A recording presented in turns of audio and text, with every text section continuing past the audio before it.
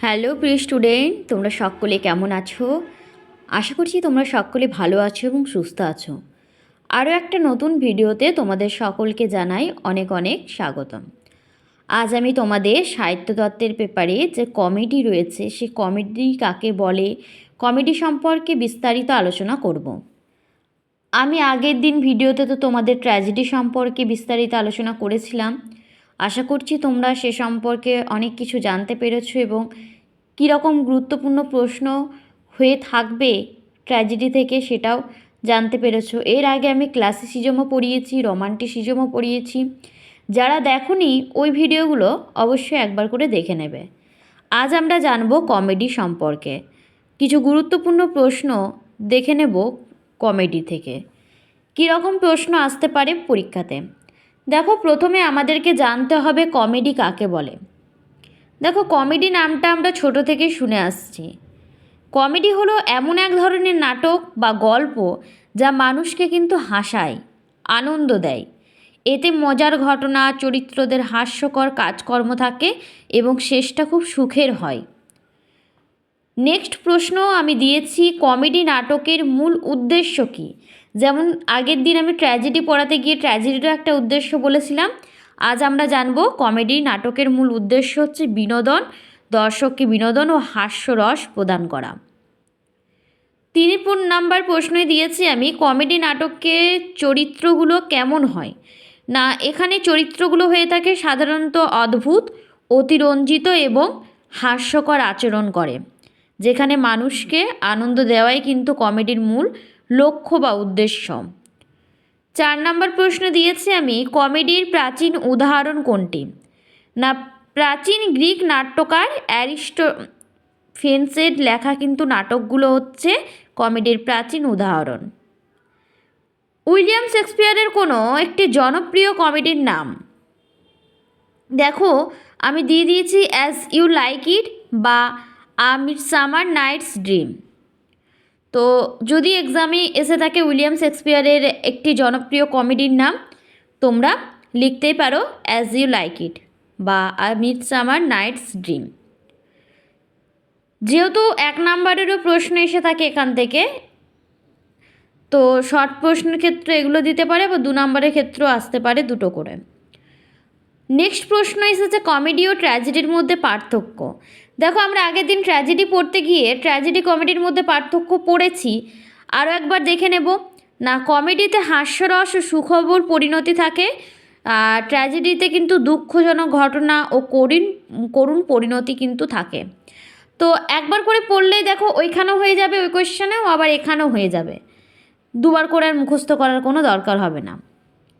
Next প্রশ্ন, বাংলা সাহিত্যে কমেডির একটি উদাহরণ। বাংলা সাহিত্যের ক্ষেত্রে ঈশ্বরচন্দ্র বিদ্যাসাগরের বেটি বিক্রয় একটি ব্যঙ্গাত্মক ও কমেডি নাটক কিন্তু। বাংলা সাহিত্যের ক্ষেত্রে যদি আসে কমেডির একটা উদাহরণ, তোমরা কিন্তু এই ঈশ্বরচন্দ্র বিদ্যাসাগরের বেটি বিক্রমটা লিখবে। বেটি বিক্রয়টা কিন্তু হবে একটা বাংলা সাহিত্যে কমেডি নাটক। এরপর আমরা দেখে নেব কমেডির বেশ কয়েকটি বৈশিষ্ট্য। দেখো, 1 নাম্বার পয়েন্টে দিয়েছি হাস্যরস ও কৌতুকের উপস্থিতি কমেডিতে লক্ষ্য করা যায়। 2 দিয়েছি চরিত্রদের অদ্ভুত ও মজার আচরণ হয়। এটা যেহেতু 2 নাম্বার প্রশ্নের ক্ষেত্রে, তাই আমি দুটোই দিয়েছি। নেক্সট প্রশ্ন খুবই গুরুত্বপূর্ণ একটা প্রশ্ন, সেটা হচ্ছে কমেডির অপর নাম কী? দেখো, কমেডির বেশ কয়েকটি অপর নাম আছে, যেমন হাস্যরসাত্মক নাটক, হাস্যনাট্য, হাস্যরসের সাহিত্য, হাসির নাটক। বিভিন্ন মানুষ বিভিন্ন রকম নামে কিন্তু কমেডিকে ডেকে থাকে। শুধু আমরা কমেডি বলেই চিনি না, আমরা বলি হাস্যনাট্য বা বলে থাকি হাসির নাটক এটি। এরপর আমরা নেক্সট প্রশ্ন দেখে নেব, কমেডি কয় প্রকার ও কী কী? কমেডি মূলত কিন্তু 6-7 প্রকারের আছে। যেমন ধরো, সামাজিক কমেডি আছে, রোমান্টিক কমেডি আছে, ফার্স আছে। তোমাদের দেখবে ফার্স বা প্রহসন আছে, তোমাদের চ্যাপ্টারও রয়েছে। তো সে সম্পর্কেও আমি কিন্তু নেক্সট ভিডিওতে আলোচনা করব। এবারে তোমাদের কিছু আমি রচনাধর্মী গুরুত্বপূর্ণ প্রশ্ন নিয়ে আলোচনা করব, যেগুলো কিন্তু খুবই ইম্পর্টেন্ট আছে এক্সামের ক্ষেত্রে।